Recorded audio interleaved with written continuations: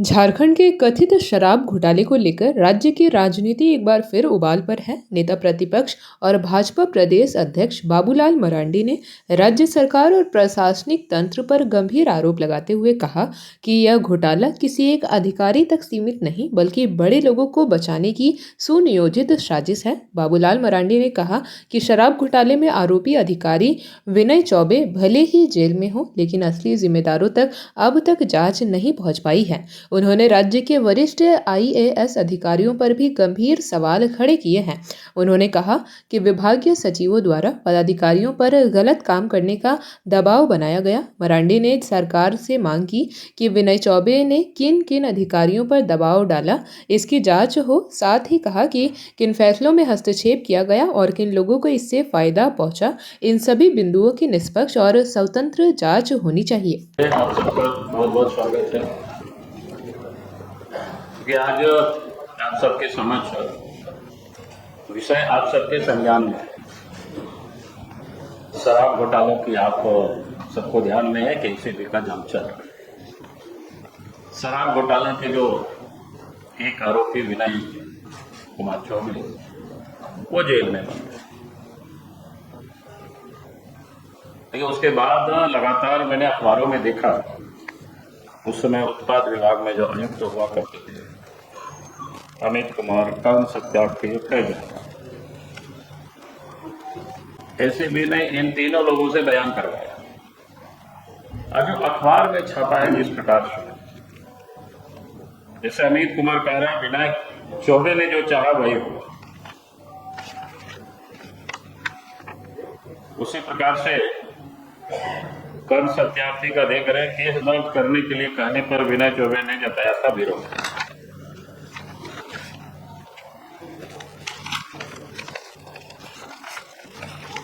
और यानी इसी प्रकार के इन सबों ने अपनी बातों को रखा।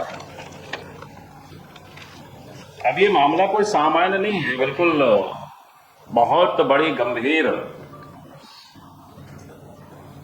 भ्रष्टाचार की ओर इन लोगों का बयान जो अखबारों में छपा है, अगर यही सत्य है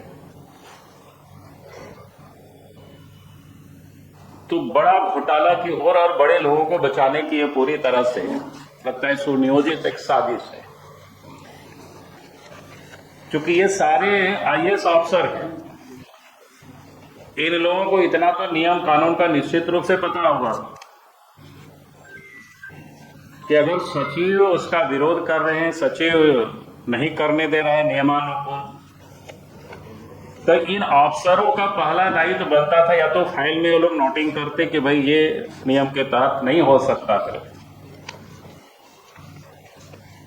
दूसरा ये कहते कि भाई चीफ सेक्रेटरी को जाकर के कंप्लेन करते, चीफ सेक्रेटरी को कहते ये गलत हो रहा है। तीसरा ये भी हो सकता था कि मुख्यमंत्री से समय निकाल करके या विभाग के मंत्री से भी समय निकाल करके लोग बताते, शिकायत दर्ज करते कि साहब विभाग के सचिव हम सब लोगों के ऊपर दबाव डाल रहे हैं अनुचित काम करवाने के लिए या शराब में कुछ लोगों को लाभ पहुंचाने के लिए।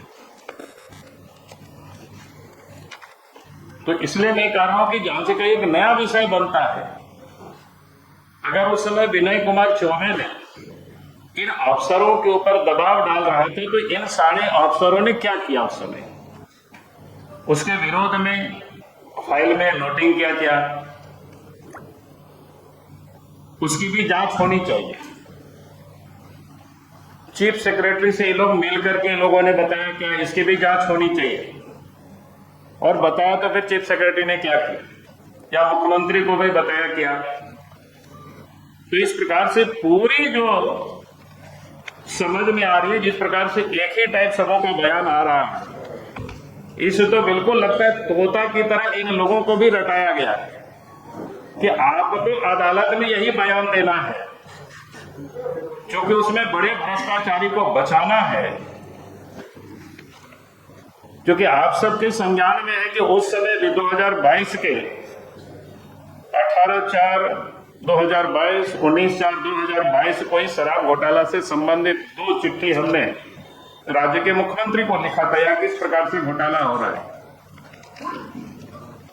लेकिन मुख्यमंत्री ने क्या कार्रवाई की? आज मैं ये कह रहा हूं, इस घोटाला में विनय चौबे के साथ साथ राज्य के मुख्यमंत्री उसमें शामिल है और मुख्यमंत्री को बचाने के लिए ये सारे कवायद हो रहे हैं। इसलिए मैं राज्य के मुख्यमंत्री से मैं मांग करता हूं कि वास्तव में अगर इसमें ये सारे कोई लोग इन्वॉल्व नहीं है तो इस मामले को सीबीआई से जांच कराया जाए ताकि ये पता चले।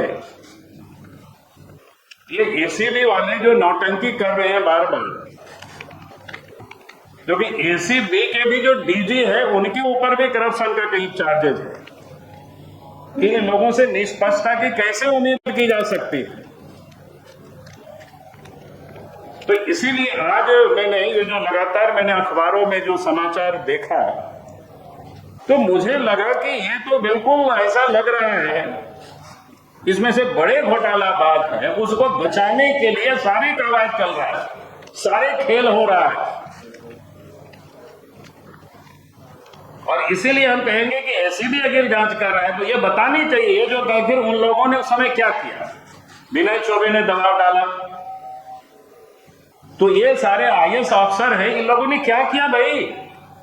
और आज वो सारे इतना डरपोक अफसरों को महत्वपूर्ण जिला में डीसी बना करके रखे हुए, एक शायद रामगढ़ में है, एक शायद टाटा में है।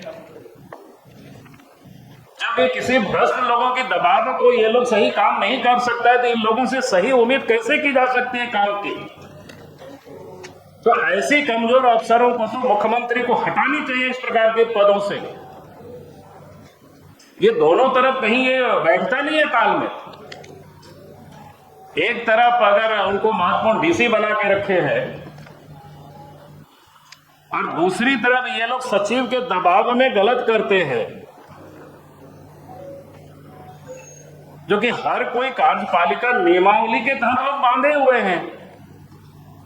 अगर उस नियम के विपरीत कोई भी पदाधिकारी भी मंत्री भी दबाव डाल रहे हैं तो सचिव का काम होता है या तो मुख्यमंत्री को बता देना हाथ जोड़ करके भाई ये गलत हो रहा है, या फिर फाइल में उनको नोटिंग कर देना चाहिए कि सर ये इन कारणों से ये नहीं हो सकता है। तो इसलिए ये सारे आयुक्तों ने क्या किया है उस समय, यानी अभी तक की एसीबी की कार्रवाई से यही लग रहा है इसमें से बड़े बड़े इस शराब घोटाले में शामिल लोगों को बचाने के लिए ये सारे कवायद चल रहा है। और इसीलिए हम राज्य के मुख्यमंत्री से आप कहते हैं अगर वास्तव में मुख्यमंत्री इसमें शामिल नहीं है तो पूरे मामले की जांच सीबीआई से करानी चाहिए। इन्हीं शब्दों के साथ मैं अपनी बात को समाप्त करता हूँ। बहुत बहुत धन्यवाद। जेपी भारत लाइव, भारत की बात जेपी के साथ। वीडियो को लाइक करें, शेयर करें और चैनल को सब्सक्राइब करें।